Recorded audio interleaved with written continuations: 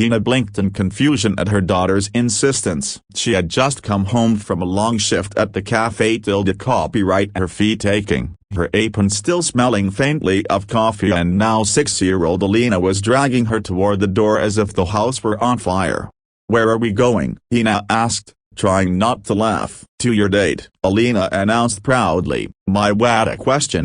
Only then did Hina notice the folded paper clutched in Alina's hand. It was the blind date form her best friend Sabina had forced her to sign up for weeks ago. She had forgotten all about it. "Alina, a broken bar sweetheart, a broken bar. I'm not going to that," Hina said gently. "That's for grown-ups who have time. I barely have time to sleep." "Mommy," Alina whispered, her voice suddenly soft in that heartbreaking way only children manage. "You're always tired. You don't smile like before. I want somebody in a broken bar who makes you smile." Hina froze. How could a child understand so much? But before she could respond, Alina tugged again, determined. And something inside Hina, some fragile, long-ignored part, tugged too. Hope, maybe, or the memory of who she used to be before life became bills, fears, and doing everything alone. "Fine," Hina exhaled. "Only for you." They made their way to the quiet cafe. Copyright, where the event was being held. Hina felt ridiculous as she hadn't even changed clothes, but Alina held her hand as if guiding her to destiny. The child insisted on accompanying her inside,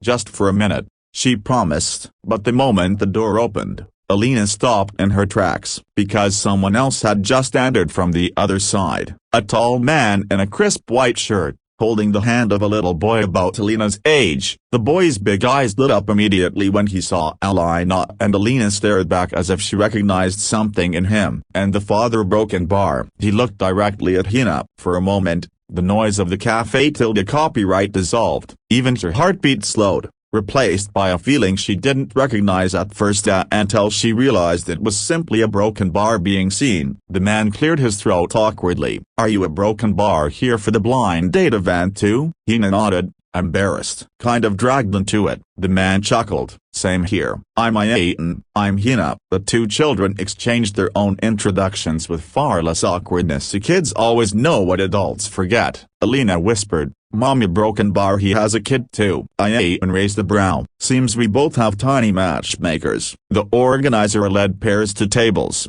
and by some twist of fate, or the mischievous brilliance of two determined children, Hina and Aitan were seated together. The conversation started shy, polite, but soon it unfolded with surprising ease. Aitan told her he was a shy and not the arrogant kind she'd imagined, but had trying desperately to juggle meetings and school pickups since his wife passed away 3 years earlier. Hina shared her story too, how she'd raised Alina alone after her ex walked out when the struggles became too real. There was no pity between them, just understanding, just relief in being heard by someone who knew the same storms. When their kids slipped away to play, the conversation grew deeper. "I used to think," Aitan admitted quietly, "that no one would ever accept the chaos of my life again." Hina's eyes softened. "I still think that a broken bar most days." "You seem strong." "You didn't see the nights," she replied, smiling sadly. He leaned slightly closer. "Sometimes strength looks like showing up even when you're exhausted." Something warm unfolded between them, slow, steady, and unforced. But life never gives blessings without a test. Later that week, rumors spread within Aitan's company. He was dating some waitress. The gossip wasn't kind. One executive even suggested his standards had dropped. When Hina heard about it, she stepped back. "I don't fit in your world," she told Aitan, her heart breaking even as she forced herself to be firm. "People already talk. I don't want to be the reason you lose respect." He stared at her, stunned. "My world, not a broken bar before I meet you. I was surviving, not living." "You'll be fine. You're successful." "I'm just a—" "Don't finish that sentence," he said sharply. "You're the woman who works 3 shifts and still finds a way to love her daughter so fiercely it radiates from her. That's more strength than any boardroom has ever seen." But Hina still stepped back. Days turned into weeks. Aitan didn't give up a broken bar, but he respected her space, until one rainy evening when Hina finished her shift and found Alina standing at the window, watching the storm. "Moment, broken bar, why don't you smile anymore?"